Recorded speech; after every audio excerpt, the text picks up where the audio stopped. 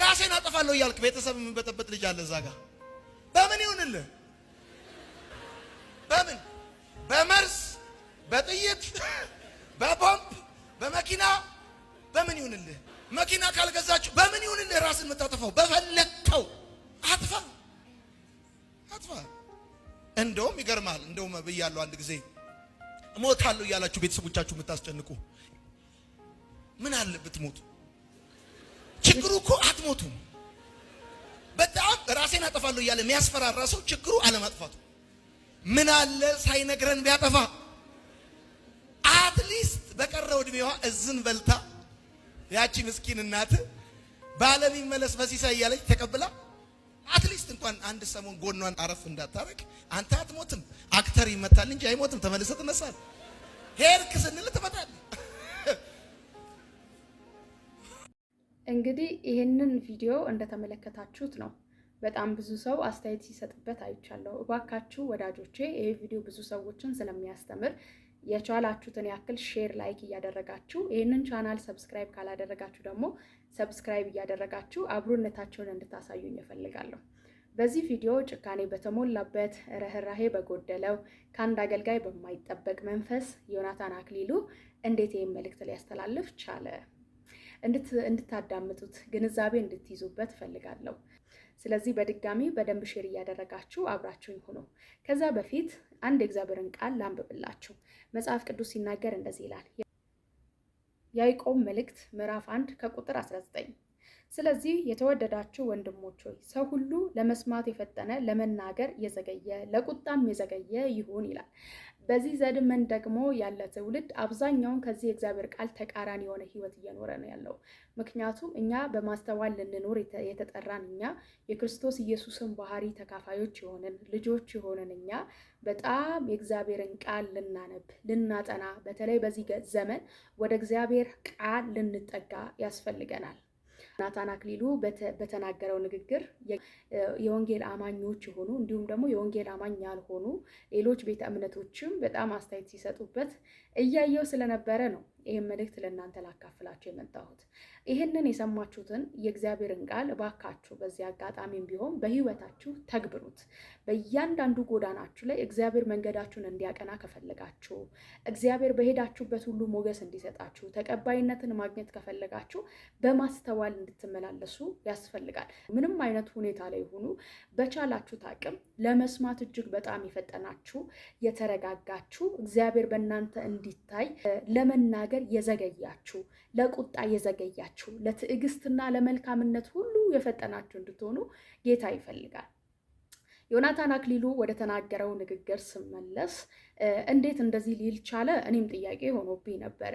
ለምን ጥያቄ ይፈጥራልና ግን ማስተዋል ያስፈልጋልና በማስተዋል ለምን እንደዚህ ሊል ቻለ የሚለውን ሐሳብ ይዤ ሰርች ለማድረግ እንኳን ይቸግራል። እቺ ፓርት ብቻ ተቆርጣ ስለወጣችና የቻልኩትን ሁሉ አድርጌ ይሄንን መልእክት ላገኝ ችያለሁ።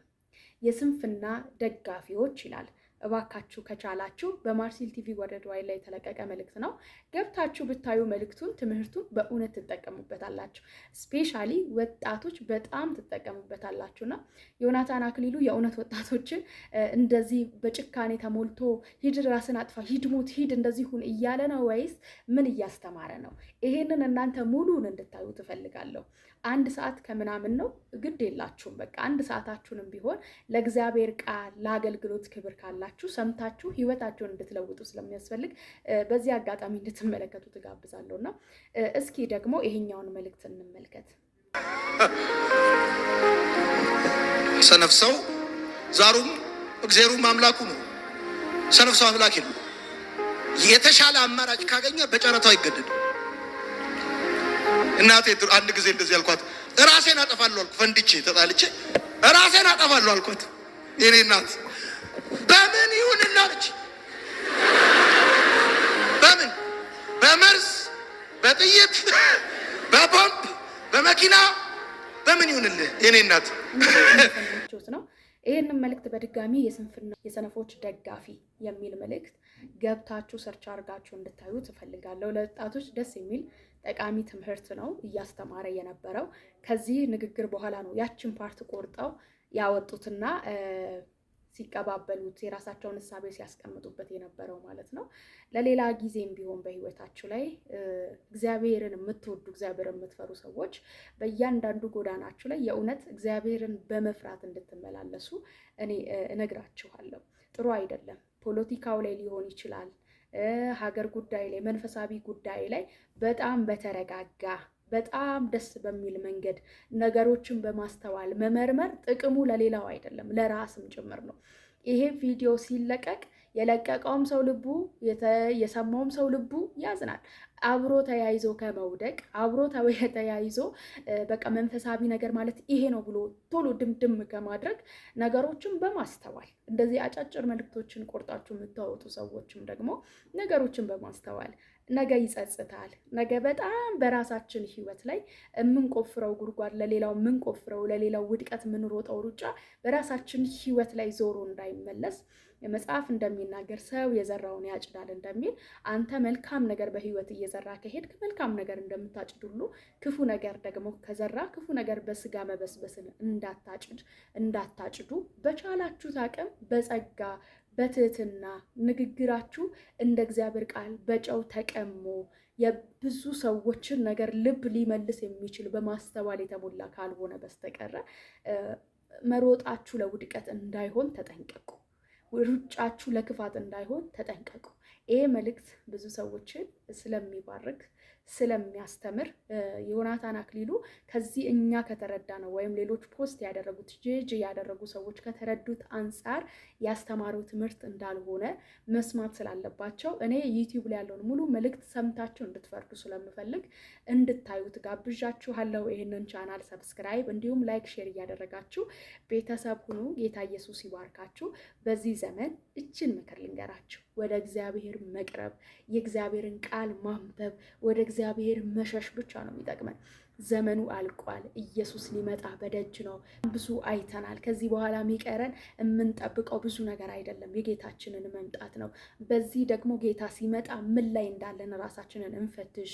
እነዛ 5 ቆነጃጅቶች 5 ሰነፎች ምን አይነት ህይወት እንዳሳልፉ እናውቃለን። በሩ እንዳይዘጋቸውን ይዘው ሙሽራቸውን እየጠበቁ እንዳሉ 5ቱ ቆነጃጅቶች እግዚአብሔር የተዘጋጀን እንድንሆን ይርዳል። በዚህ ዘመን ወደ እግዚአብሔር መሸሽ፣ ወደ እግዚአብሔር ቃል መሸሽ ብቻ ነው የሚጠቅመን።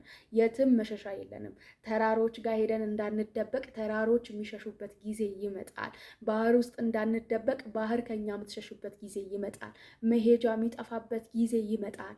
ዘመኑ አልቋል። ስለዚህ ባካችሁ ወዳጆቼ ሌላውን ለመጣል እየሮጥን የራሳችን ህይወት እንዳይጎድልብን በቻልነው አቅም ወደ እግዚአብሔር እንቅረብ። ዘመኑ አልቋል። እውነት፣ ህይወት፣ መንገድ የሆነውን ኢየሱስን በልባችን ያመንን በአፋችን ደግሞ እንድንመሰክር ግዴታችን ስለሆነ በቻልነው አቅም ጊዜያችን ከጠፋ አይቀር፣ ጊዜያችን ከተበላ አይቀር ኢየሱስን እያወራን ይበላ፣ ኢየሱስን እየነገረን ይበላ። ጊዜው ስላለቀ ራሳችንን የት ላይ እንደቆምን እወዳችኋለሁ። ይህን መልእክት ለሌሎች አድርሱልኝ።